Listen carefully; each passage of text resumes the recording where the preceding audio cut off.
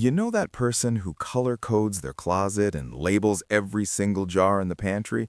What if I told you it has almost nothing to do with being tidy? There's something much deeper happening inside their mind.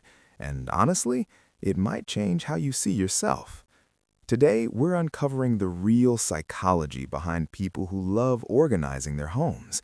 And once you understand what's truly driving this behavior, you might never look at a perfectly arranged bookshelf the same way again. Let me paint a picture for you. Sarah spends her entire Sunday afternoon reorganizing her kitchen. Everything gets sorted, labels printed, containers are perfectly aligned. Her roommate thinks she's just naturally neat.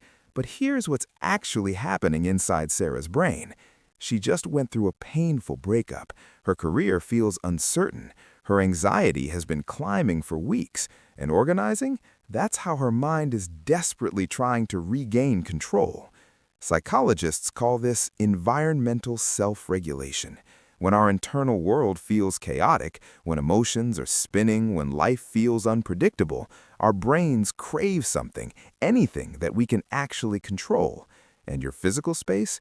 That's one of the few things you absolutely can manage. Every drawer you organize, every item you place in its right spot, that's your brain whispering, "See, I've got this. Something in my life finally makes sense." But wait, there's another layer to this story. Research shows that cluttered environments actually raise cortisol levels. That's your body's stress hormone. So when someone organizes obsessively, they're not just being particular, they're literally calming their anxiety through their environment. Their brain has learned that visual order equals emotional peace. And here's where it gets really fascinating. For some people, this organizing habit traces back to childhood. Maybe they grew up in a chaotic home. Things were unpredictable, arguments, constant moving, emotional instability. So as adults, they subconsciously build the opposite. Organizing becomes a way of healing something that happened years ago, of creating the stability they never experienced as a child. It's not about having a pretty pantry, it's about finally feeling safe. Now, think about this for a moment. Have you ever felt the sudden urge to clean your room when you're stressed? Ever noticed how a messy desk makes your brain feel louder? That's not random. Your environment and your emotions are deeply, invisibly connected. There's also something called completion psychology at play here. Every time you finish organizing something, folding that last shirt, putting away that final book, your brain releases a small hit of dopamine. That satisfying feeling you get, that's reward chemistry doing its thing. For people who love organizing, they've essentially trained their brains to seek this feeling repeatedly. It becomes a loop. Stress triggers the need to organize. Organizing triggers relief and pleasure. And the cycle continues over and over. But here's a question worth sitting with. When does this healthy coping mechanism become something else entirely? For some, organizing can tip into obsessive territory.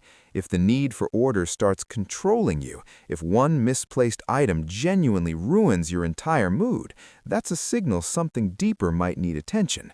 Organizing isn't solving the root problem anymore. It's becoming a way to avoid facing it. The healthiest organizers?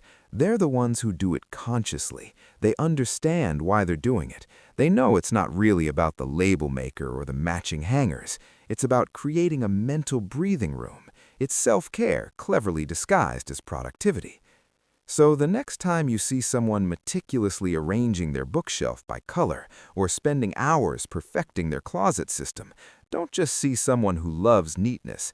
See someone managing their emotions. See someone building a sense of control in an unpredictable world. See someone who might be healing, coping, or simply finding peace the only way they know how. And if that someone is you, now you understand yourself a little better. That awareness, knowing why you do what you do, is the first real step toward taking care of your mind intentionally. Your space tells a story about your inner world. Make sure you're listening to it. Now I'm curious, are you an organizer? Have you ever noticed a connection between your mood and your sudden need to tidy up? Drop a comment below. I genuinely want to hear your experience. And if this video made you see things differently, subscribe and stick around. We explore the hidden psychology behind everyday behaviors every single week. See you in the next one.